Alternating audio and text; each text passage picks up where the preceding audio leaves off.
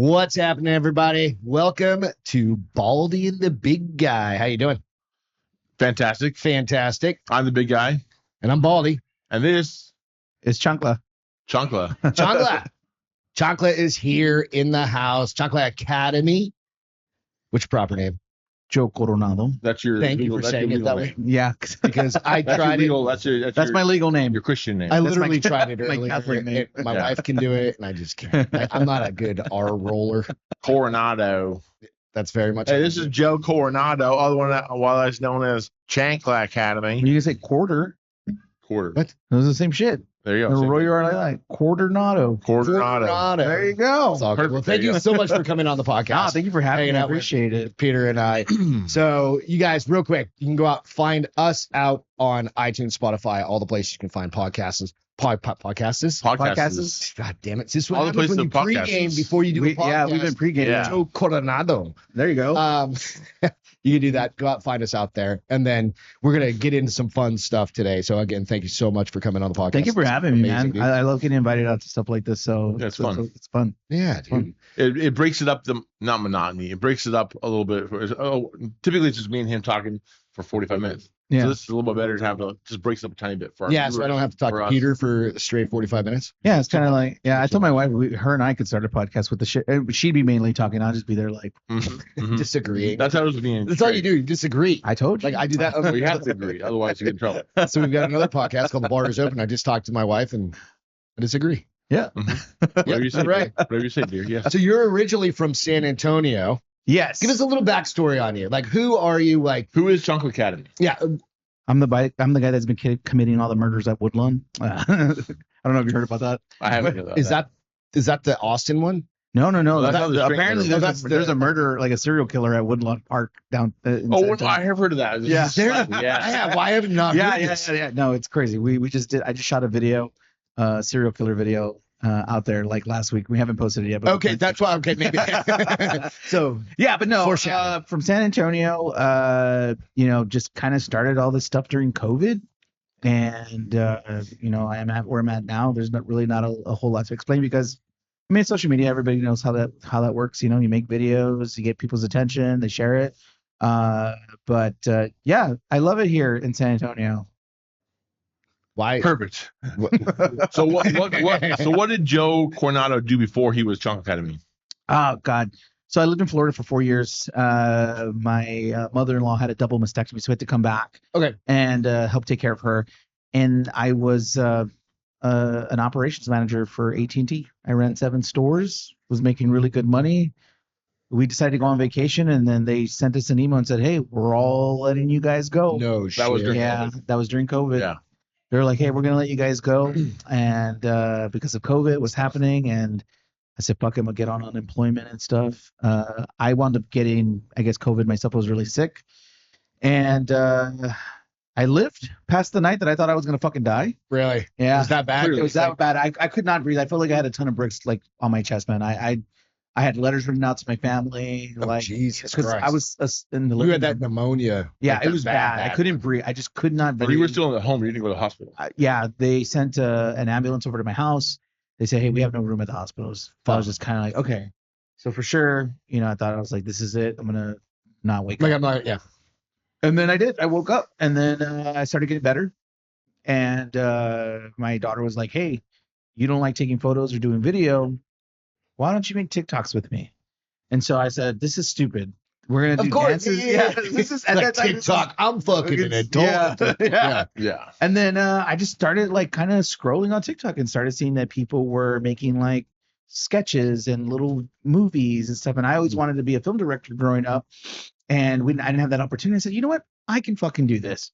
So my first year, I was just like practicing, getting Just everything. making down. bullshit. Yeah, editing. understanding how all this stuff worked. And then I want to say after maybe like 6 months, my first video that I did was about my grandmother getting an Alexa. And that video got 8.8 million views. No shit. I literally woke up the next day with 30,000 followers. So it was literally Off of one video that was like One just video knocked that off. fucking just popped for some reason. popped. And I said, I'm doing this full time. Right. And Did you get paid off that video? No, Were because you at that time signed up for whatever the money thing there is? was no really monetary value at that time because TikTok had just started. Yeah. So it was just kind of like, Well, that got you on the point of where you are now. yeah. And at that time when it happened, people were still getting unemployment. The world was still closed. Yeah. So it made sense. And I did it for a long time and I grew over time. And we're I've never broken the 500 million follower mark on TikTok. 500 million or 500,000? 500,000. Okay, I was like 500 million. It's like The Jesus pre-gaming Christ. fucked me up. The 500,000 mark. But yeah, so I mean, and it's gotten me to where I'm at now. I've gotten a lot of amazing opportunities, got to work and hang out with a lot of amazing people that I never thought I could Even have the reach to, or just like, why would you, right? Why would I? Why me? Like, why do you even care about, wanting to do something with me? And it's been a blessing, and it's been my job for the last 4.5 years. That's wild. That's awesome. So no day-to-day, like 9 to 5. This is your full-time job. No, I said I'm going to treat Pays the mortgage, pays the fucking car notes, pays the insurance, pays the whatever. It's like having your own small business. I mean, there are times where it does get a little scary. Yeah. How are you going to make it? But you just got to go out there and continue to hustle. That's what I tell people. People think, oh, I want to be a social media influencer, but I'm all like, it's a 24/7 job. It really is, because you're constantly looking for you don't have a job to go to that pays those bills. So you're constantly looking for. You got to pay your own insurance. You got to pay all that. Yeah. Whatever that's going to pay the bills. Yeah. And I tell people all the time. I had a guy ask me yesterday. He's just like, how do I start making money? And I'm like, you got to be really good at what you do first. You got to understand the business that you're in. You don't just start a job and then all of a sudden you're a manager at this job. You got to understand, the culture and how everything works and how you get to X, Y, and Z. But I've been, a lot of people get mad at me. They think I've blown up like overnight. And I'm like, I've been doing this for 4.5 years, You've learned. I've learned. You've learned all the steps, the hard steps first. And now you're at the other side of it where maybe not the other side, but like you've worked through those beginning portions and now you're like reaping the benefits of your work. Oh yeah, for sure. Yeah. For sure. I've gotten, like I said, I've gotten so many opportunities that most people would want that maybe take 10, 15 years to get to in 4.5 years. So one of the things I thought this first time we've met face to face, like it was in my garage. It's originally the bar is open is what kicked us off during pandemic, during COVID and all this. We started on literally just doing Facebook live videos. Nice. Right. And that was all we did. Just, like Beth and I on the back porch, just let's talk to people because we were fucking locked down and we're like, we need to do something. Yeah. You just got to fucking start. Beth and I were like, let's just talk about goofy, dumb stories. I remember our very first podcast was about like, we just went and looked through the internet and like, let's find the weird stuff on the internet. Right. And because everybody was like, remember back in the day, kind of when you started doing your fun things and you would already probably come up, you saw the death counter on fucking every news. It was like, 9 million people have died. And you're like, nobody wants to see that shit anymore. Like we need entertainment. That's what Beth and I, that's why we started. And then my neighbor across the street was like, hey, is the bar open? Nice. Because I would sit in my garage and just drink beers in the afternoons or in the evenings. In the mornings. In the mornings, basically 24 hours a day. That was, I mean, there was nothing else to do, dude. I was like, on a Saturday, like, well, I can't go anywhere. The gym's closed. Well, we've essentially become the new Hollywood. I mean, TV shows were getting shut down, movies were getting shut down, and we had to find ways to like entertain each other in the world. Independent content creators. That's why those guys have started, like yourself. Yeah. We started 2020, 2021 on TikTok, Instagram, YouTube, blew the fuck up because there was nothing else available. Yeah. It just wasn't. Yeah. And that was part of it. And so I'm super glad you kind of rounded that corner and then found this path. Yeah. Unsuspectingly. Right. Yeah. It was, I didn't, I never thought of myself as a storyteller or anything. It was an influencer. You hate that word? I hate that word. I'm not an influencer. I think I'm more of an artist because I'm trying to put out there what I feel is art. Like fun, entertaining. Yeah. Social media, now that things have gotten, I want to say like in 2022, there was a weird shift because things started getting back to normal. Yeah. And then it started to become where everybody was just fucking complaining on the internet about everything. And I would tell my wife, I was like, this doesn't feel the same anymore. I think I'm probably going to have to get a 9 to 5 because the storytelling element kind of went away. People were entertaining people in the beginning. And then now we have people complaining about politics, and complaining about this, and complaining about that. It's a big fucking yeah. It went back to normal. Things went back to normal, and it was just kind of like we've lost the reason why we all came together.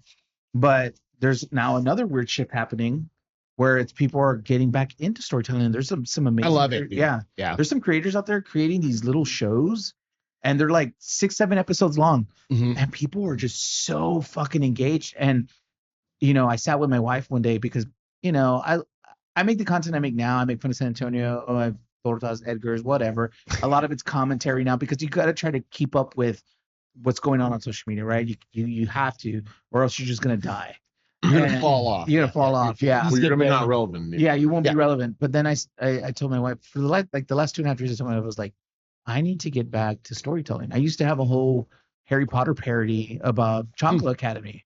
That's kind of where like it's like buried in your. Well, I just watched your most recent. I just watched the one you shared just a couple days ago. That was like, or maybe it was this morning or yesterday, of the your first horror thing you made. Yeah, which was great. There was no special lighting. There was no special editing. I guess I haven't gone that. Nothing. I haven't gone that deep into your catalog.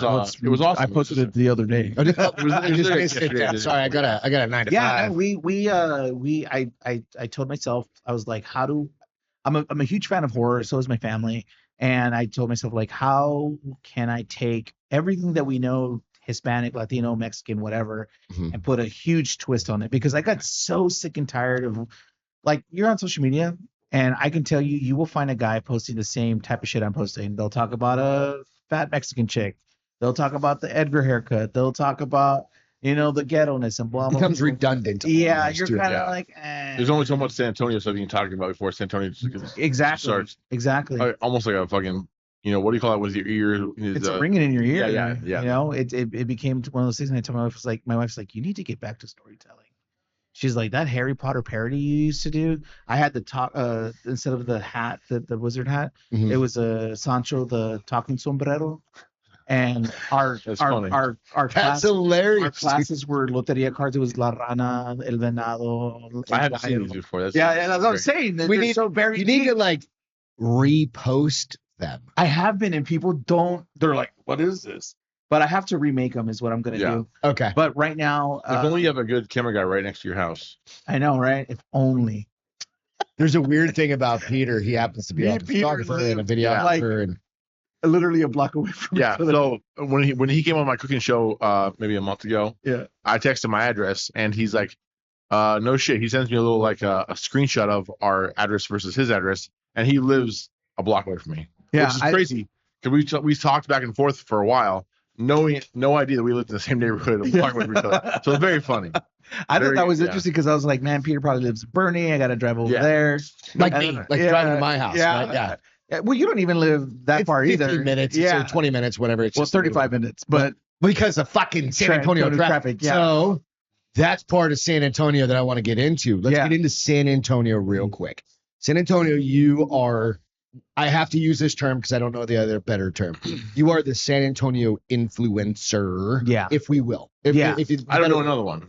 I can probably say that. Like I'm the guy. You know what I mean? You're the dude, right? You got tons of followers. San Antonio, I saw you on the fucking news like last week or the week before or something like that. Like you're doing spots and stuff like that. Again, was that planned or was that accidentally? You're just going to start going to taco shops. You're going to start hitting up fucking restaurants. You're going to start going to different things like that. No, I mean, I was just kind of just sharing what I thought people would like. These are I like these things. I hate these things. I wanted to be real to everybody. Yeah. And what I didn't realize was, that term, that what's that saying? You never know who's watching, right? Right. Yeah. I had newscasters watching me. That's what I'm saying. Yeah. I have a lady. Her name is oh my god, I'm gonna butcher her name, but she's an ABC News correspondent. Miranda Vidriat. She does ABC primetime. She follows me. She loves my stuff. That's what the local news people are all about because you are local. Yeah, I'm local. They get it. I've been on Fox. I've been on KSAT. I've been on. I've been on every news station you could think of. And I'm probably the only creator that has ever done that. But in the San Antonio market, yeah. But I've been asked to come onto these things. I'm just minding my own fucking business. Right. And it was like, so the first newscast I did was on Fox, and shout out to my buddy, Ernie Zuniga, and they invited me on, and they're like, hey, we really love your stuff. You have to come on the show. It's entertaining. Yeah, and I was that's the one cool thing. It's just really entertaining. Yeah, that's how I found you. Yeah, I got on there and I was like, okay, I didn't know what to expect. It's a 3-minute segment. What can you do with it, right? Yeah. And me being the person that knows how much you can do in 1 minute because of TikTok, I was like, okay, 3 minutes is a long time for me. That's long form at that point. Yeah, exactly. My friend Mady Gomez, who brought me on, she was just like, she's the one interviewing me, and she's like, we got Chancla Academy here who's putting the West Side on the map in San Antonio. I'm like, in my head, I'm like, what the fuck are you saying? Like, no. You don't want, I don't need that pressure. It's like, no, please don't. No, I don't know what you do. But we went through the whole interview, and after that, I got a lot more attention after that. So where were you at about, like, how long was that into your God, that was probably my third year. Your third year. I had a 5-year plan for what I wanted to do on social media, and I accomplished probably like 10 of those things in that first year. I threw my first ever rock festival. No shit. Local, I saw that. It was an all local rock festival. Every band was local. They were all from San Antonio. 4,000 people showed up. Fuck, it was on the news. Yeah, and it was a free event. I raised $17,000 on my own. And for a cause, or just to pay for the event? No, just to pay for the event, and because we wanted to really do a festival that was going to highlight the San Antonio local music scene. That's awesome. Mm-hmm. Yeah. So just local bands playing. Local. Even the band that was a national band is from San Antonio. Okay. We brought them on, and people were like, "There's no way these people are doing a free show. These guys don't ever do free shows." We paid them like $8,000, so that was the majority of my. That's fair, but you need the anchor band. Yeah, we needed the anchor band. Yeah, and people were like, "Are there going to be bigger bands?" We're like, "No. It's 20 bands all together. We want people to come and see these local bands that are spotlight them, mm-hmm. And then we have the one headliner at the end of the night. We had people. We did it at Alamo Beer Company, and if you're familiar with Hayes Bridge, we had people hanging off of that fucking bridge. I mean, we had 4,000 people there. It was crazy. You're like, holy shit! That was 3 years into it. Yeah. So did this start out like something like that? Did you just start out with like, I've got a wild fucking idea? Yeah. Like, I want to throw a fucking festival. I was like, you know what? I love. Who do you go to for that in San Antonio? I had a couple people reach out to me. My buddy John. We don't talk as much right now, but I mean, he really believed in the fact that I could pull this off, and I knew I could do it, right? But I didn't think, I wasn't expecting the amount of people that were going to show up. Yeah. And we only had 3 months to put this show together. I raised $17,000 in 3 months. Like private funding kind of things? I've knocked on every motherfucking door that I could. Local business kind of things? Businesses. Like bring your little taqueria down. Bring it here. We'll whatever. Throw me $500. I don't give a shit. Yeah. Whatever. You'll make $5,000. Yeah. And a lot of the attention I was getting at the time, we had some people come and do some stuff, pro bono, whatever. Yeah, that's great. But, it became one of the biggest local rock festivals in San Antonio. I mean, we had helicopters flying over. I've actually never seen Is it still going on? Do you do it every year? Or no, I don't do it now. And I'll be very candid about it. Unfortunately, after the first year, I had a gentleman that was working with us that didn't really pull his weight. And what ended up happening was he pretty much stabbed me in the back and talked a lot of shit about me, made me look bad for a little bit. But there was a lot of people that were there for everything, so they knew what happened. They saw behind it. Then the second year happened, and they tried to kill it. And we had 40 bands the second year. Fuck, dude. It was a 2-day event. Jesus. We had wrestling. We had Thunder Rosa, who's in AEW. She brought out her wrestling promotion. The only thing that sucked was Poteet was like, they saw Woodstock 99 on Netflix. Oh, and when they burned everything down and trashed that farm. So they killed literally.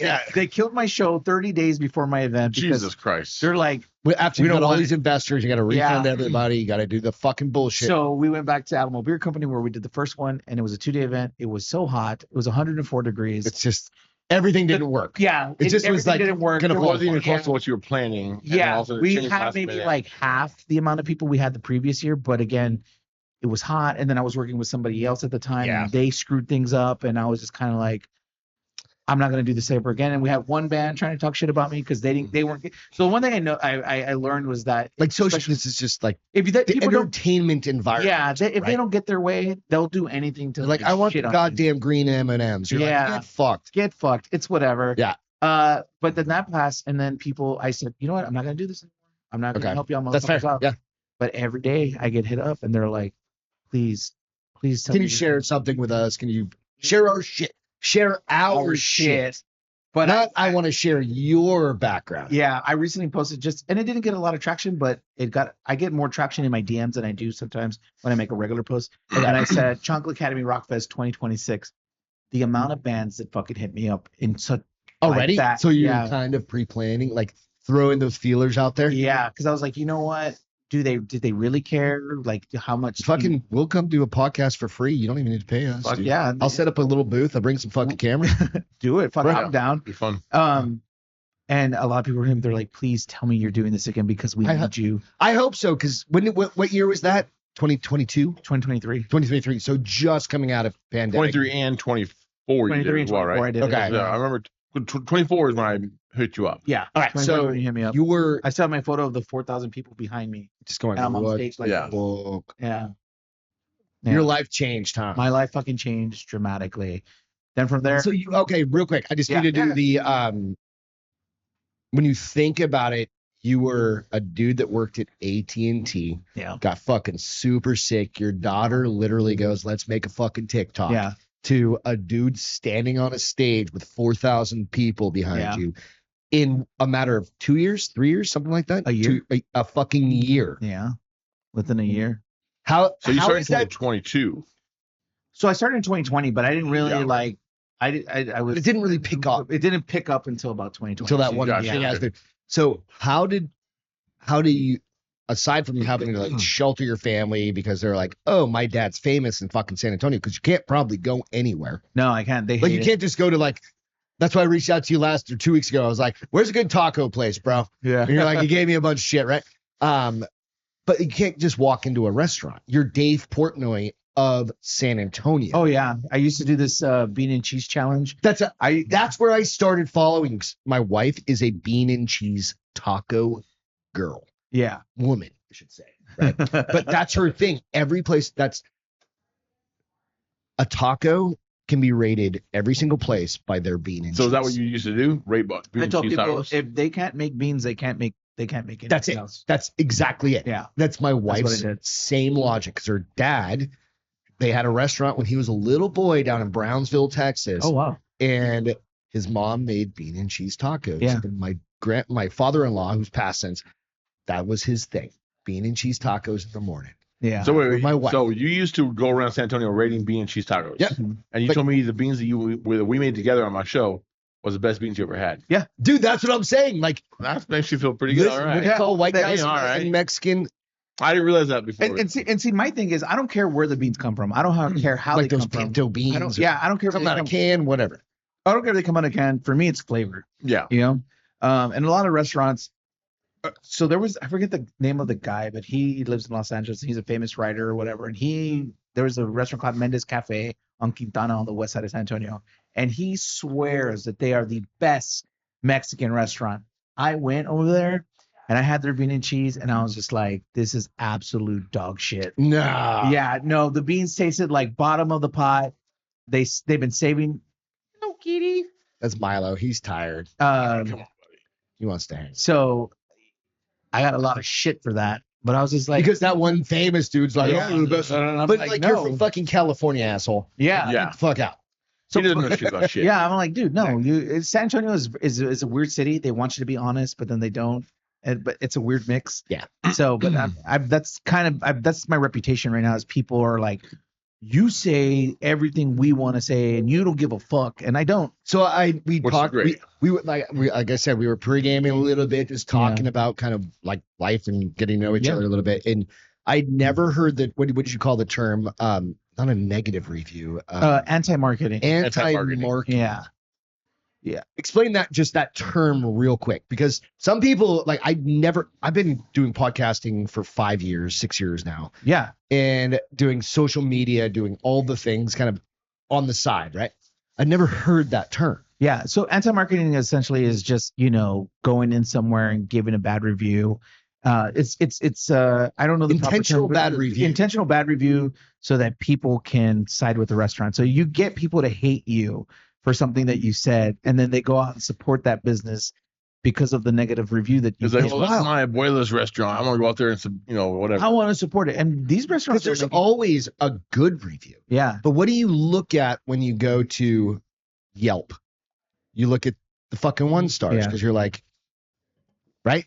Yeah. I don't know if that's the same logic. For me, when I see a 1-star somewhere, it makes me want to try it more. Really? Because you want to prove them wrong. I want to prove them wrong because for me, when you see a lot of Karens in restaurants and stuff, and you go somewhere, you're like, is it really? It was that probably bad? like, oh I didn't get a fucking straw with my order because they're slammed 90 million times. And I know what it's like to run small businesses because I've helped small businesses. So it's like it makes me want to try it even more, and then I end up leaving a good review. And then for me, it's like if there are no good reviews, then okay, then there must be something going on. Something systemically wrong. But there's a lot of bad reviews, but then there's like 4 or 5 people that are like, what the fuck are you talking about? This place is amazing. But I see Yelp reviews as someone always trying to get something for free.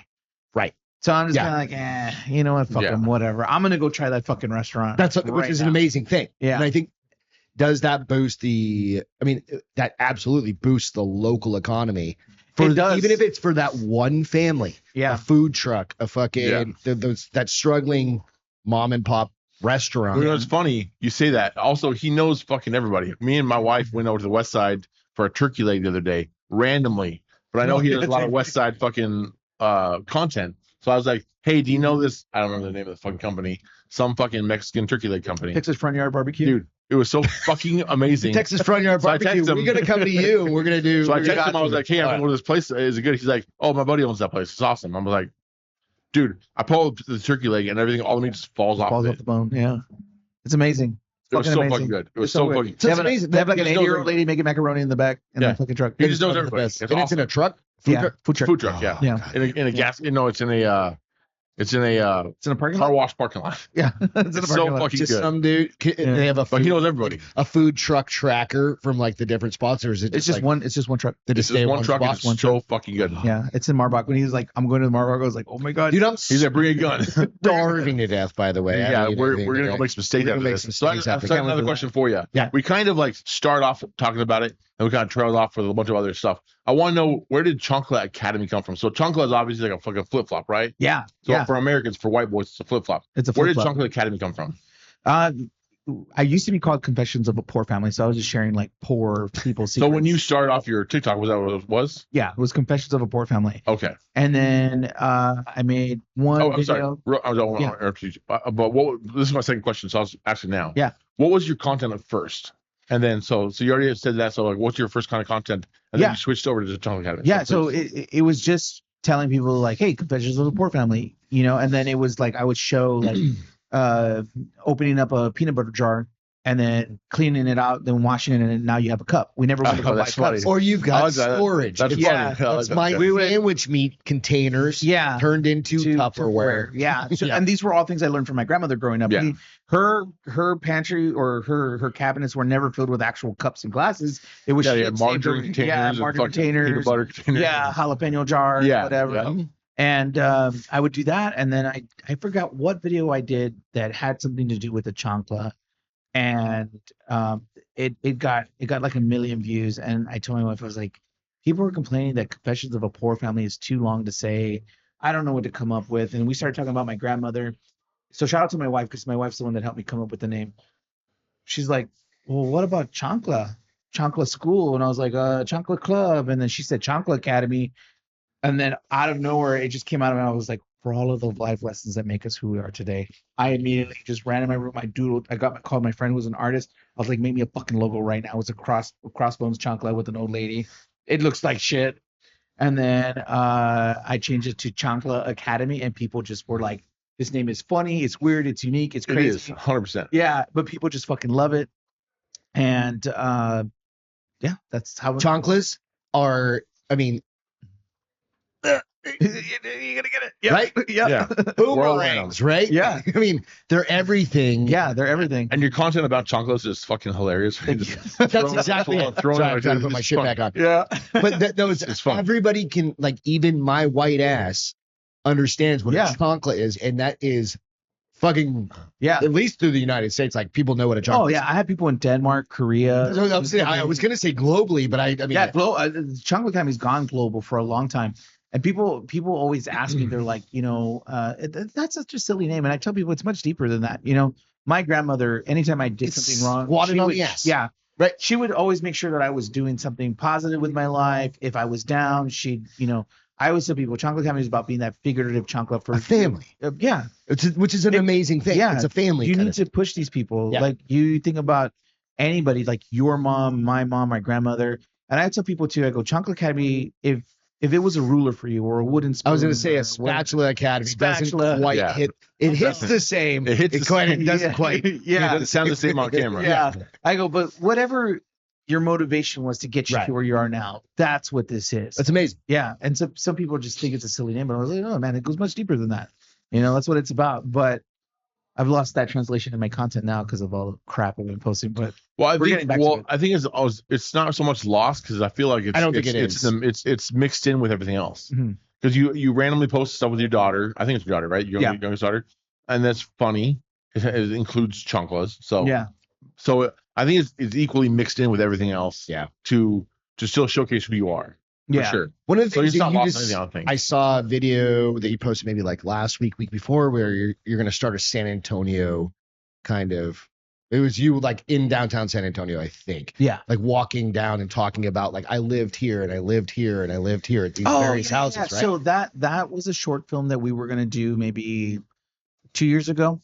Did it just pop up and I just happened to see it? Well, I started reposting a bunch of old stuff. Oh, okay. So, because I wanted people to know that for a long time I've been trying been trying to do this because some people think like all of a sudden I'm trying to be a filmmaker, and I'm like, no. Like I follow. Yeah, I've been at this for a long time, and a buddy of mine, his name is Fabian Martin. He is an award-winning short film writer.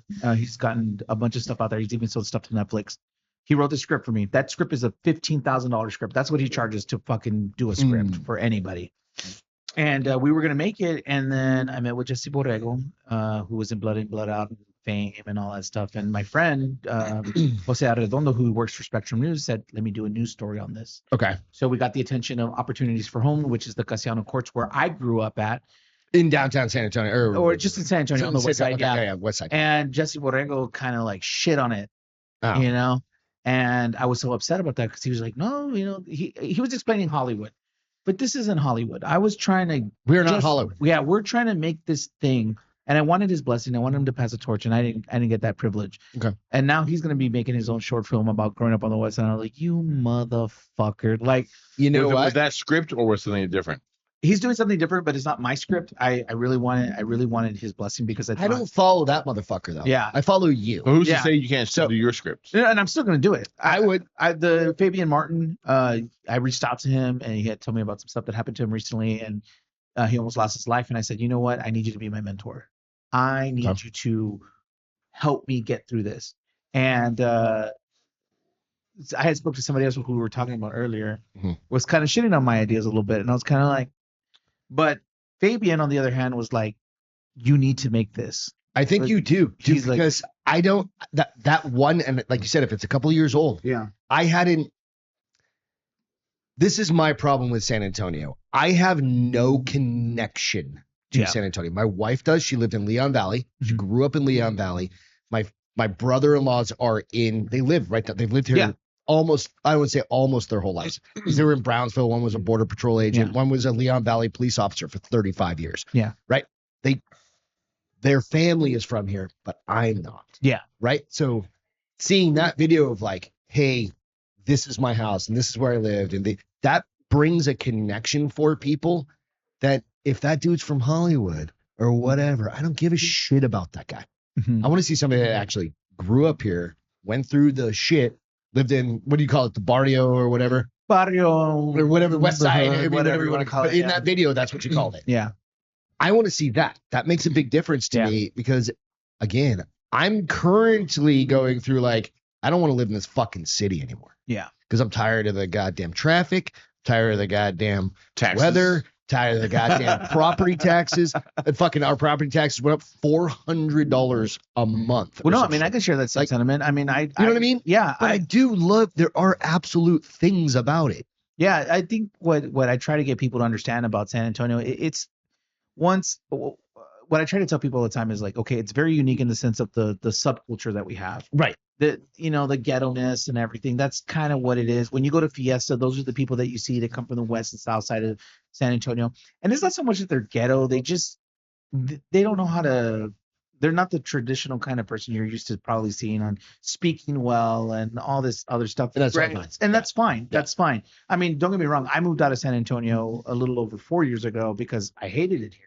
I wanted to get the fuck out of here because all my friends, everybody I knew in San Antonio did not want to do anything with their lives. They wanted to it was going to the bars and just getting fucked up and, doing all the party life. The party life. The things you do in San Antonio. And you already have 3-4 kids at that point. 5. Right, 5 kids at that point. You're like, I can't Yeah. do this. Like, I've got a family. Yeah, and so I left, and I left for 4 years, and I worked at Disney World for a little bit, and I learned so much about that. And then coming back, and I took all that experience and put it into this, and people were like, why do you even want to waste your time on San Antonio?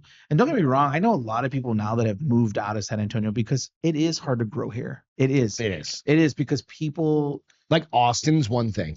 Yeah, they're very. And I don't even like Austin that much. I don't either. The food's Quite honestly. horrible, but if you want to grow, In between here and Austin, the barbecue. yeah. I mean, I want to go to this place called La Barbecue over there. I hear it's That's great. yeah. Yeah. Anyway, But yeah, no, San Antonio is very narrow-minded, and I tell this to people all the time. I met a couple of film people, and I said, okay, you know what? There's hope because this guy's like, we're going to help you make this film. He ghosted me. It's like people waste your fucking time because they see you have a big following and all this stuff, and then they see your ideas and they do it for the camera or whatever. Like, you have to have a real yeah. trusting that he's in. So Peter works for some folks that we've talked about on the podcast kind of loosely. Yeah. But doing the productions that he's doing, that crew in general is super tight. Yeah. Right. And you're doing like productions of that magnitude, right? Oh yeah. Like you're doing $1 million commercials. fucking productions, Yeah. and we're talking a couple thousand. Yeah. Like to do, hey, I want to do this fucking fun video. Yeah. Right. And it's money equals time. Yep. And even just you saying, hey, let's go have lunch and talk about it, dude, that's time. Yeah. It's time you can't get back. Right. Yeah. And for somebody that's in your production level, again, San Antonio is a big market for you. What I'm getting at is it's got to be a challenge to try and blow San Antonio up. Because what are the other, I'll call them like social media people in, I don't know any other social media people you probably know in the other people. San Antonio outside of like our famous friends, right? But they're not even San Antonio specific. But they're global people, yeah, they're or whatever you want to call it, right? Are there other people that I just don't even know of? Here's the funny thing, and I'm going to say this. There's the one. They're probably going to hate me for this. It's fine. Donut operator and all that are going to hate me for this. Okay? They're global. They're global too, but they're second of being known compared to me. When I tell people, I was like, San Antonio. Yeah, I was like, in the I go, San do y'all know Antonio on Subscribe Podcast? Everybody was, the fuck are you talking about? I was like, they're from San Antonio. Like they're the biggest. They live in San Antonio. They live in San Antonio, but they're the biggest fucking thing ever. Yeah. We're like, we only know you. But they have 700,000 followers. But when you think of the United States and globally, there's 8 fucking billion people. Well, what I tell people too is, because for me, the thing I've learned, it's not the amount of followers you have, it's the community that you build. Right. Mm-hmm. So that's what I'm getting back to. That they have a family really good piece, right? They have a really good fucking community. Yeah. Like people that'll that come- follow like their ride or dies. They're diehards. Like the whole angry cop thing going on. Yeah, like Donut Operator started following me. I didn't even know who he was until I found out who he was. Oh shit. Yeah. And then I got to do a video with Brandon Herrera. I told his girlfriend followed me. I didn't fucking know. I'm like, who the fuck's Brandon Herrera, right? Right. He's just a dude. He's 32 and he's running for Congress. Yeah. And then most recently, AK Eli just followed me not too long ago, and I'm just kind of like, who the fuck is this guy? You know, I don't know any of these people. And then, but I go and I see or whatever, and but I know that I'm entertaining enough that they follow me, so I'm just kind of like, okay. You are for sure. Funny. You know what's funny about Brandon Herrera? So I've known the guy for a couple of years now. Yeah. But for whatever reason, he's just never following back. Doesn't matter. Don't care. Yeah. But when we did our video, he's just following me back. He saw our video. He's like, oh, that's Peter.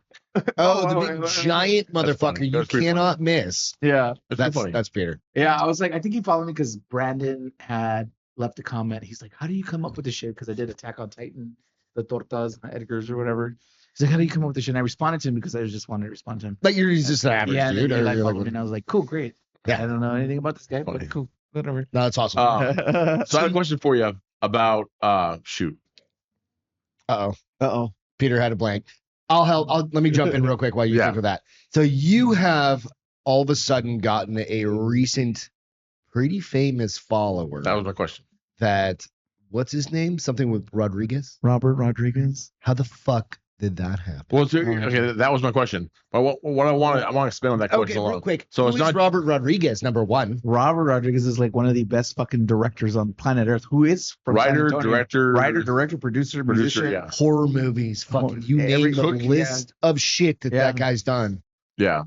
Yeah. Well, so that was my question. Yeah. Well, he's not okay. So just to give you guys some context, because I don't want people to feel like Robert Rodriguez is the first person I've ever that's famous. Gabriel Iglesias was the first person. Hang on a second. Do I have the fuck? I don't have. That was no, it's fine. It's fine. Okay, I have the picture. I just haven't sent it. So I've always had famous people following me, but I don't notice because I'm not paying attention to who's following me or whatever.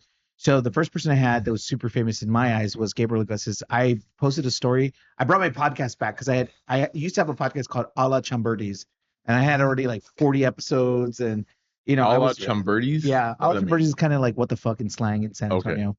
Chambertis. I'm gonna say that all the time. Yeah, it's kind of like a drunkard kind of thing. They're like A La Chambertis, but because abuelas always go, don't be cussing in the house, so they have to come up with something. But so Gabriel Iglesias, my friend said, you Fluffy. Should be Gabriel. Fluffy, yeah. And he's like, and I reposted, I was like, hey, Gabe, would you like to come on my podcast? And then he responded. I was taking a shit one day, and I see just randomly reached Fluffy reposted your story, and I was like, what the fuck? And then I look, and he's like, yes, as long as there's food. And then that guy flies private planes everywhere. Yes. And this guy, rich. He fucking this was because of my manager, Jake Crownover. So they were going to do an event with Steve Trevino for Helicopters for Heroes, and which is a nonprofit for veterans. Beginning maybe a couple months ago. So this was in December. Yeah. And he's like, hey, Steve and Gabe want to know if you want to open up for them at their private event. I was like, what the fuck? I was like, I can't. I saw the pictures. I was like, it was fucking amazing. Shit. Have you ever done stand up before that? No. That was your first stand up ever in front of 300 people. So 300 people opening for Gabe. 300 people. Your first stand-up ever. My first stand-up ever. Jesus. I didn't kill it. I did okay. And then after that, Gabe did my podcast. And then his friend Martin followed me. And he's like, here's my phone number. We need to talk more. And then time went on. And then I've been in the comedy scene for a little bit. And then I remember being at a show. And I saw a guy that looked like Gabriel. And I put at Fluffy or whatever. And Gabe messages me. And he goes, do you want to do 5 minutes at my show tomorrow? No fucking way. I was like, what the fuck? I said yes. Yeah. Even if I fucking bombed. Yes before you even try. I said yes. I'm gonna do this. Yeah. He gave me 5 minutes on his stage, and I did it. Midway, I started choking up. I was like, "Fuck!" But you can't breathe. Yeah. I was like, my grandmother died. I wish she was here. Like, and then I did it, and I killed it, and I fucking killed it. And then that's awesome, dude. I went back to the back, and I told Gabe, "Thank you so much." And Gabe was just like, "You're a funny guy. Like, you're funny. Keep going." And then I left because I had to take my son to work. I felt so bad because like literally all my friends were regular life has got to keep going. All my friends were mad. They're like, you should have been there. Gabe was saying so many nice things about you and blah blah blah blah whatever. And I was like, oh my god, I wish it was fucking. But you're there. like, I've got to go to work. My life has to keep going. Yeah. And then after that, I got to interview people like, Martin Moreno, his best friend, and then Clifton Collins Jr., who was in Road Dogs. This guy's an esteemed actor, dude. This guy's big. Like an actor. Like he's in a new Ari Aster movie with Pedro Pascal, and he's got a new fucking Apple TV deal and stuff. Oh shit. Got to Alex Raimundo, who is one of the original Latin kings of comedy. Oh shit. Saw my stuff, and he's like, "You're funny. You want to go on tour with me?" Just naturally funny. Yeah. He was like, you want to go on tour with me? And I opened up for him, and Gabe showed up to that. I was sitting in the green room. So did you go on tour? We did a little Texas tour. Oh, just around Texas. Okay, and that's cool. I'm at fucking Upstage Comedy Lounge, and I'm sitting there with Alex, and I'm like super nervous. I was nervous already. And did you have one like 5 minutes that you just said over every time you open? Yeah. Kind of tighten it up. But I was like, when I went on stage, I kind of just threw that out the window and just did my thing. Yeah. And so I'm sitting there in the green room or whatever, and I'm like, okay, I'm just like getting myself together. And then I just see the curtain open, and it's a guy in a hoodie. And he pulls the hoodie up. Not Dave Chappelle, and it's fucking Gabe. Oh, it's Gabe. And I'm like, Gabe's good. Yeah. What the fuck are you doing here? I was happy to see him, but at the same time, I was like, what are you doing here? So I had to perform in front of Gabe for a second time. But that's what got me my 5 minutes. Was he challenging you? Not challenging you, like checking you kind of thing? Like, hey, is he going to keep going? Yeah. And you get them show notes afterwards? But that's what got my 5 minutes. That's what got my 5 minutes at LOL. And then I was able to I've never done an open mic. I've done maybe a couple, but not because I wanted to. Yeah. Then I ended up doing a What show. do you mean not because you wanted to? You gotta get up on fucking stage and or you know, kind of like I hate to get up on cocky. stage. I and know then that start talking. I know I'm funny enough that I could do Just randomly talk. I can go and do a theater show. Okay. And I proved that to myself. So there's a comic named Raymond Horta who last minute these guys invited me on because not him, but the people that are producing the show because they needed to fill seats. Yeah. I got on there, dude, and I fucking murdered that shit. Really? People were just like, who the fuck is this guy? He's so fucking funny. And like, that's awesome. It was great. But then a lot of that led into more and more people noticing me. And so to get to your question, so my friend Peter, who works at a toy shop, I forget the name of the toy store. One day he reaches out to me, and I love my friend Peter. He used to be my producer. And he goes, you know whose brother comes in here all the time? And I go, whose? He goes, Robert Rodriguez's brother David comes through here. And I was just like, whatever, you're full of shit. In San Antonio here? Yeah. Like, why would he like, why in San Antonio? Like, why the fuck? Yeah. And Peter's known to kind of like exaggerate sometimes. A little bit. Yeah. And so I made a video. I was watching the Joe Rogan podcast, and I've always wanted. Oh, because he was just on Joe Rogan like a few months. Which is an amazing podcast. If you haven't seen that podcast, you need to watch that episode. Yeah, I literally watched it just the other day. In the first 20 minutes, this guy is just dropping gem after gem after gem. And I was watching the podcast, and I said, I got to stop at Walmart, and I need to pick up some fucking index cards. And just cut them in half and make your own little box. And I'll explain in a minute. And I said, you know what? People tag Robert Rodriguez. And I knew I wasn't going to get his attention because, you know, he's busy. So it's fucking Robert Rodriguez. Real quick side story while you're doing that. Yeah. Ross Patterson for a year and a half tweeted him to do a new story, Machete in Space. Oh, I think he talked about for like a year and a half, and he never once, to the point where all the drinking bros and all the people were fucking like just inundating him, right? And he never responded once. So think about the thousands. But let me tell you something. And then but he mentioned it. Did he really? He mentioned Machete in Space one time on I forgot where I watched it. That's why I'm saying like, oh my God, I know what you're talking about. Machete in Space. Yeah. So it was funny because, so he goes, and you got the follow back. Yeah. So my friend Peter goes, David's here. I showed him your video. And so I'm on the phone with David. Which video was this? Say that again? The index cards ones. The index cards that I was at Walmart. And he goes, I showed it to David, which is his brother. Calls on the phone. David sounds exactly like Robert. So I'm thinking, am I talking to Robert or who am I talking to? I don't even know what I know what Robert sounds like. Okay. So, but it was crazy because then he goes, oh, okay, cool, whatever. He goes, all right. And so the phone call ends. Calls me back 5 minutes later. He goes, David wants to talk to you. I was like, oh am I in trouble? Yeah. Like he goes, I just called my brother and he's gonna reshare your video and blah blah blah blah. And your shit's gonna blow up here in about 4 seconds. Dude, yeah. He reshared my video. He left a kind message. Yeah, I saw that. I saw your video, dude, and I was so pumped for you. He's like, give me your address. And then when I got the package too, I said, I need to make this cool. I made a little unboxing kind of thing. Yeah. Action short or whatever, and it got his attention or whatever. Yeah. And I was like, holy fuck, like this is out of everybody, he's that's your guy. Man. That's my that's man. Your dude. He was the reason why I wanted to get into film. Okay. And I even left a comment. I said, man, I really want to show you my short film. And he's like, I want to see it. And so there's a whole. Well, he's all about that short film. That's how he started. Yeah, because I mean, like I said, if you watch the podcast, he talks about how you gotta start doing something, you making content, right? The way I saw it was you gotta start to fail. Like you want to fail fast, fail. Yeah, because it takes me back to when I first started social media. I failed a lot of the time. Fucking fail every day until you even at work. Like I work I'm in an innovation space at my company, right? Yeah, it's fail fast. Like just try shit, and it's 2 weeks, iterations. And then eventually you get good at it. Yeah. Or you're just like, all right, get rid of the waste. And then you figure out what is good. Yeah. What sticks and what people want. Yeah. And right? and you figure that out over time. And when this happened, I was kind of like, I now have to make this short film. If I don't make it, am I even a filmmaker? Am I even any of these things I say? Yeah. You know, and we're pretty close. So talk about those little card things, like the idea of I can't remember what they're called. Index cards. Index cards, but he has a little name for it, right? He calls them the Rodriguez cards, whatever, something like that. Yeah. So it was what I'll say is, it was a huge blessing to me because I have a lot going on in my brain, and I have a hard time putting it out here, speaking it. And when I write, I have a hard time writing. And I told myself, I was like, what? I can't find a way to put my shit together. So when he was talking about the cards, to organize it. And when he was talking about the cards, I was like, oh my God, these are just storyboards. That exactly. And I'm taking everything They're physical, tangible storyboards. And I'm like, oh my God. When he said that, when he wrote, you know, the first film that he did, it was like, okay, guy walks into bar. And I'm like, simple enough. So are you writing basically every index card is a shot list? So you're saying guy walks in the bar, or for your example, it'd be like guy walks into grandma's house. Yeah. So for me, my friend was like, because I showed a photo, I shared a photo of what I was doing, and the guy was like, "Why do you have so many index cards?" And I was like, "It's a beginning, a middle, and end for me."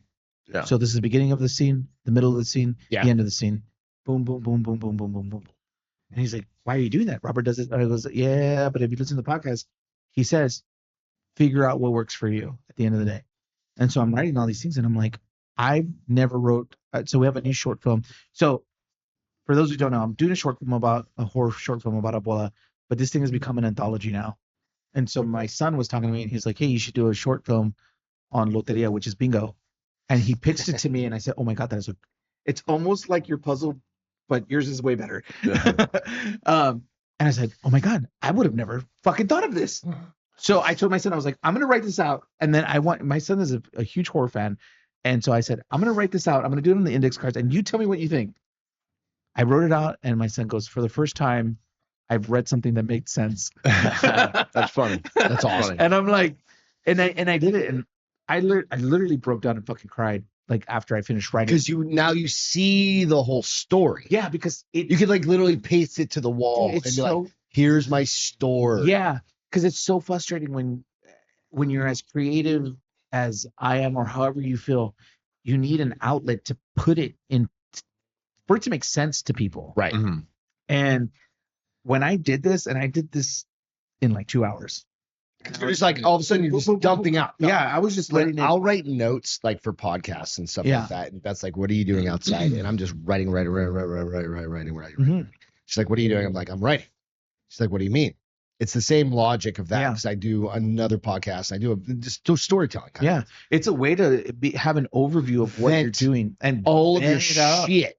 Yeah, and then you can really see in real time, like, okay, well, that doesn't make sense. I need to move this over here. So it's the fucking 3M sticky note thing. Mm-hmm. It's like, but it took Robert Rodriguez to go on Joe Rogan podcast to show, here are my little fancy index cards versus I've got 9 piles of fucking sticky notes downstairs.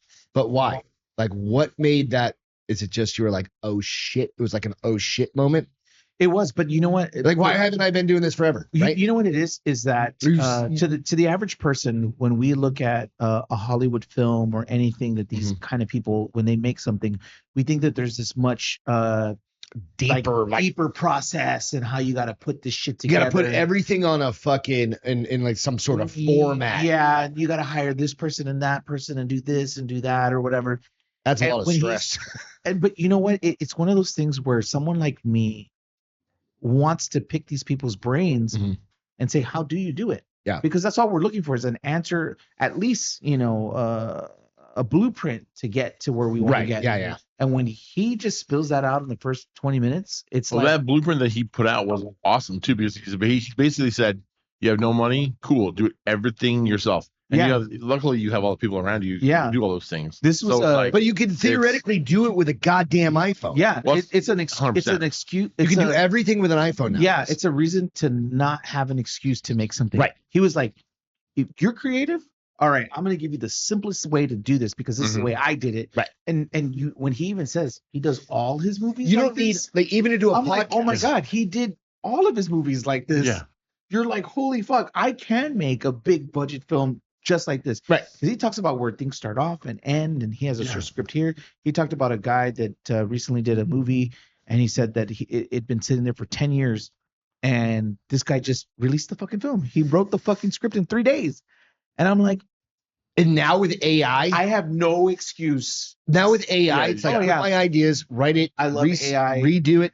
Hey, I've got this great idea. Script. It'll give you put the it in bare there, bones. and then give you the bare bones. Give me a structure for writing this, and then give me scenes to create. Blah blah. You can do everything. ChatGPT, fucking dude. all the different things, right? Because of Robert Rodriguez, and I think of so much, I've had a lot of people reach out to me. It's awesome. Writers, storyboard artists, and stuff. All because he went click. And it changes your life. But I've been in the game long enough to know when sometimes some people are just bullshitting you. They just want to be a part of something because a lot of them are trying to get to Robert. They're not trying to help me. Oh no. Yeah. But I met. I'm gonna follow Chancla Academy because he's 2 degrees of what's that 6 degrees of Kevin Bacon or whatever. He's 2 degrees of Robert Rodriguez. So I met a guy that does CGI. I still don't follow Robert Rodriguez. Yeah. Okay, I met a guy that does CGI and another guy that's a storyboard artist, and they're like, we will help you in any which way we can. And they've never mentioned Robert once. They're like, we want to help you. And I met the storyboard artist. I posted a story. Yeah. So we go to a Denny's and I'm telling the guy, I don't have money to pay you or whatever we're talking. He's like, dude, I don't give a fuck. I want to do this. Like, I want to help you. And we wrote out. I mean, to like pay him to create, like to do all of that. And I just told him, I was like, I don't have the money. Like, I'm just telling you, like, this is what my plan is. He's got great ideas. Yeah. Yeah. But he's like, no. I believe in you and I want to help you from now on. And we wrote we did the first 4 set of storyboards for the short film, the script at a Denny's. This is the Abuela one, right? This is the Abuela one. Fuck yeah. We just did I was like, I might change something because we were thinking about something else because he had brought up a really good idea. And I told him, I was like, dude, I want you to make these storyboards the way you see them. Like he said that. Him. I'm sorry. Okay. I'm the director, right? And there's certain scenes I want to see. So I don't know shit about like. The thing I love about storyboard he's my videographer the guy. The thing I love about storyboard artists is that they also have a vision. Okay. Mm-hmm. So if I want to collab and create with somebody, I need them to be able to create too. Like if I 100%. Tell you, that makes sense. Yeah. Like if I tell you I want this shot like this, but you tell me it's better this way. Well, that's why you have a DP and that's why you have a fucking guy, and because they can be like, well, that's a good idea, but then the guy who's fucking editing is like, well, maybe this is maybe a little bit because that's their profession. They're good at that, and I appreciate that. Like somebody comes in here and tells me how to fucking do all this better than I can do. Bring it on. Like I don't know shit. I've taught being self-taught is one thing. Being professionally taught or trained. Like my idea right now is I'm gonna make this anthology. So real quick, anthology is more than one film. I know. What's the anthology? What's the overarching story line? Without giving anything away. Yeah, well, it's just kind of a challenge. I could give a lot away because it's still not really formed. But we know that most anthologies have a story in between or whatever. VHS is one of my favorite anthologies ever. It's a great anthology. Yeah, it's fantastic. Yeah. So, but I really love Creepshow.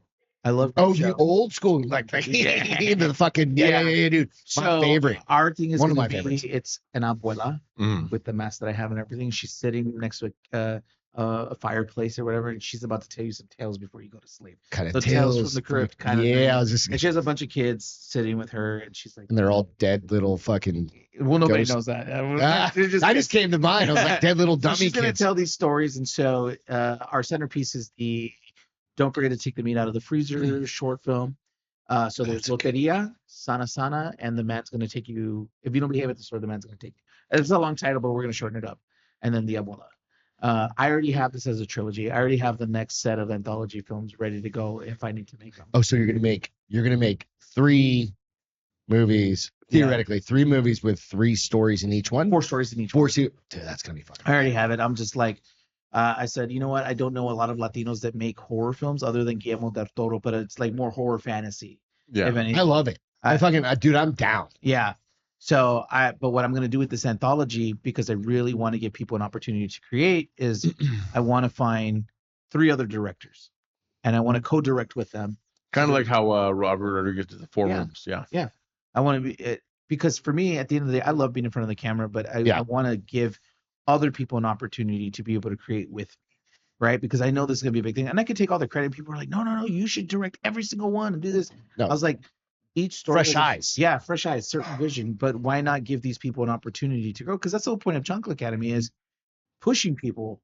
I agree. That's going back to the family piece, right? The culture and the community. Yeah, like let me help you grow. If you've always wanted to be a director, now if you suck at being a director, okay, cool, whatever. We'll check you pretty quick. We'll check you, but at the same time, I'm going to be there and I'm going to make sure that the short stays on track where it needs to be. We're not going to divert, but I want to see what you would create. And people are like, you're taking away from yourself. And I'm like, I'm not. I'm really not. You're giving back, actually. I'm giving back. I go, look, I'm going to be 40 this year. And I don't plan on being in front of the camera all the time. You don't want to. It's tiring. It's exhausting. People are like, why haven't you posted anything new in like the last week? Social media is just fucking tiring, dude. Yeah, it's exhausting. Like I was up till fucking after my podcast on Wednesday. I was up till like fucking midnight just creating clips, and I still haven't even dropped them because I'm fucking tired. I tell people all the time, I was like, I don't remember the actors when I watch a movie. I remember the director. I remember the writer of the film, because those are the people that actually make the movie. Exactly. That's the people behind the That's camera a very different perspective than I have, dude. Yeah, no. Because I remember the actors and the... But sure, you can act all day. You can act all day. I'm thinking Brad Pitt, bro. Yeah, you know what I mean? But, even for me, like even with like, are you a big movie goer? I am. Okay, I'm not. Yeah. Like Beth and I are like, we go see the fucking Maverick, and then we don't watch shit, and then we wait till everything gets dropped. I love Mission Impossible, but I don't watch Mission Impossible because of Tom Cruise. I watch Mission Impossible because of the writer and the director. Because really? If you think about it, it's like, how the fuck have you gone this far with 10 movies and over 20, 30 years or whatever yeah, it is? It's like, I mean, I understand that. I understand that. I just never have thought about it that way because I'm like outside Hollywood. Because I'm outside when I watch movie reviews and stuff, the one thing I've noticed is people think, when somebody tells me Steven Spielberg is attached to this film, I want to watch that film more rather than hearing that actor. Spielberg, yeah. Exactly. Well, he's one of a handful. Yeah. But like A24 produces A24, if that's like the one studio that I'm like, I gave a shit about nowadays. But see, that's the thing. When I hear A24, I'm not thinking about the actors. I'm thinking about the studio production. Yeah. Or what's his name? What are the key appeal? Jordan Peele. Anything Jordan Peele does, I'm like, and he's a fucking comedy actor. You watch Nope. I don't remember the actors. I remember Jordan Peele. Yeah. Because Jordan Peele, that came from his mind. He made that fucking movie. Yeah. And that's how I want people to look at me is, who made this? Yeah. Who created this? You know, when you appreciate that. I really do appreciate that. It makes sense. Yeah, because when I watch stuff like James Wan, he's amazing at the Conjuring series. Yeah. Now he produces a lot of the stuff. The fucking Conjuring series is insane. My wife can't even fucking watch it at night. Yeah. But if I know he's attached to it, I'll watch it. If he's not attached to it, I'm kind of like, it's gonna be a Saturday afternoon. Yeah, it's gonna be a different take, whatever. Yeah. And that's how I see films or anything whatsoever. I'm like, I look at who's directing, who's producing. Because if they're attached to it, you know you're gonna get good content. Yeah, they're the guys paying for this shit. Yeah, you know, and they're the ones whose names are attached to it. Yeah, they want to be fucking good. Yeah, I've never looked at a movie because of the actors. I've always looked at the actual creative. So with your next, like, say, what are your goals in like say the next 6 months? So you have a GoFundMe out there. You did which got you gotta go. Did it really? Yeah, I think somebody reported something. I can't accept for what anymore. I don't know.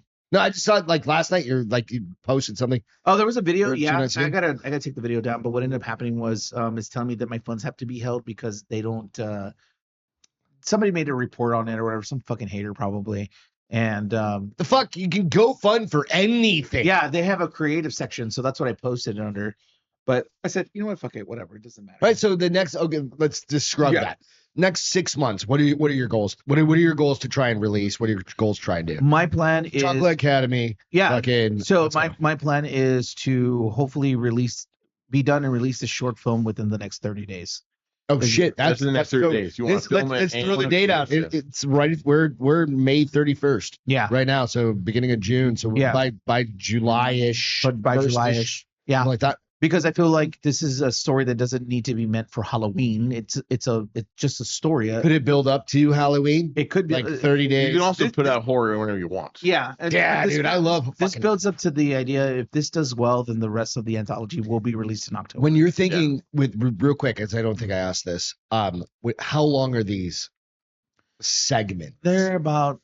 Depends. I think the Abuela one is about 7 minutes. Okay, so just kind of cool, like 7 minutes, scary as fuck. Yeah. How long was the script? Maybe not scary. Build up. I read the script. I don't remember how long. It was like 7 or 8 pages. So it's about 7 or 8 minutes. Yeah. So about a minute. It's like I don't know. It's about like he knows all the shit. It's about a minute per page. It's about a minute. It's about a minute per page. I've read the script. It's great. Yeah. Okay. And it could be funny and it's scary. It's good. Yeah. It could be a little bit longer if we want to add some more stuff to it, but I don't think we will. 7-8 minutes is a long time because he produces like the Jacked History and stuff like that. It takes how long to produce like a 12-minute video? It's also completely different because you're looking at Well, no, you have action. Like Yeah. he's done our intros for like the Castro Files and for the Bars Open and stuff like. Peter made all of those. This one I made on fucking Canva or something like that, right? Yeah. I'm chief, all right? Yeah, it works. It works. Chancla works. Yeah. But we filmed it out front Yeah. and he clipped it and did all those things. And it's fucking takes a bit. It takes a minute. Yeah, and it does. And he It has does. the skills, and I don't have the skills to do that shit. Yeah. He's got all the boards and all the things. Yeah, the one thing I learned from the producer. So my two producers right now, because I have a podcast of my own. What's your podcast name? By the way? Chancla Academy podcast. Okay. No. Where can they find that real quick? Throw that out there. You find that on YouTube. find it- I don't have the audio versions that you can listen on Spotify and stuff. But those two producers, I mean, they've been producing a shit ton of shows and stuff, Yeah. and they tell me they're like, you need to start delegating the work that you're doing. Find people that are really good at doing that one thing so they can make it better. And so that's kind of what I've been doing. Right and on. stuff. So I mean, I think I'm gonna have Peter. I don't know if Peter's interested haven't talked in, about in this stuff. I have no directing idea. Loteria because He I doesn't. feel do it's things- so close to your puzzle, dude. I I say yes. So pitched the puzzle thing to somebody, and they're like, why the fuck would that be a short film? That needs to be a whole ass movie. And I'm like, it's not even my idea. It's this dude's idea. And I was just like, I think it's fucking great. Like I can't stop thinking about it.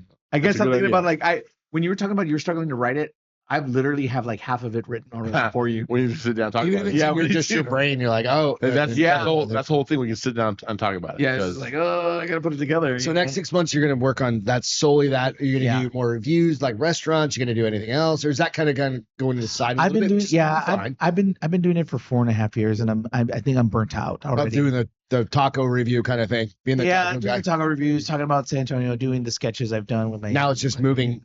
Which is Yeah. amazing. Turning into or changing kind of course Yeah. and going into your short films. Yeah, I think what I'm gonna do is there's another creator. His name is Jamal or something like that. I can't remember his name, but he's some Mexican kid, and what he does is Jamal? Yeah, Nah, funny. dude. No, that's- that's- his I mom wouldn't was know. fucking I with said, him. His mom maybe was I'm fucking with him. pronouncing his Spanish name wrong. It's Jamal. Jamal. That's that's a different country that's altogether. all, yeah, that's all. Yeah, it's a different country. Come on. What he does is he has his followers comment and say, "Do a short film about this." Okay. And he does a short film, and it's like 50 seconds long. All right. And he tells a whole story in 50 seconds. And I said, man, I think I could do the same thing if I take everything I did before, Yeah. redid it, but in cinematic mode and do a short film. I think I can do this. I want to be the first person to create an entire short film shot and made for TikTok and Instagram as in vertical. Yeah, I want to do that. easy. Easy. That's what I want to do. It's yeah. You know, because that's just, I feel like that's kind of where things are going right now. But the Ebola short It's film, all about a steady hand, man. Because keeping it in that goddamn vertical line, we made a I video. heard and that if you can shoot horizontally and if you shoot everything in the center, it's- I do it every day. That's a Yeah. goddamn steady hand, though, bro. I'm like, stay in those goddamn two lines. It's easy. I'm telling you. That's what I do so, every day. yeah, That's so gonna be awesome. That's what we want to do. But these short films won't probably be that. I do have Because you got to do wide. You got to do full. Yeah, I do have YouTube something in video mind is that's going to fucking- be interactive. I want to try to create a technology where shooting in vertical is super easy to do. Yeah. You know, right now there are a lot of creators making miniseries and stuff, Mhm.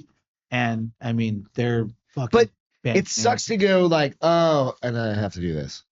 As dumb as that sounds, I Well, want. it's easy enough just to keep it vertical. That's what I'm saying. I'm sitting on my couch like this. I tell people if you want to Right. make cinematic stuff and do horizontal, YouTube exists for a reason, Right, exactly. right? But a lot of people are on TikTok and are on Instagram. And they're just sitting on their couch, yeah. How do you make them? I have a whole thing where or it doesn't look stretched. Or yeah, I like have the missing. short form, the short film idea that I want to do, where a guy gets trapped in like a social media setting, and he can't move. He's trapped in this vertical box. So Everywhere it he moves, can't it's move in- left, he can't move right. He can only go straight or backwards or Oh, turn Jesus around. Christ, that's weird. So he's stuck in this social media. I like that box. I Yeah. like that idea. He's It's locked- basically an iPhone. yeah, he's stuck.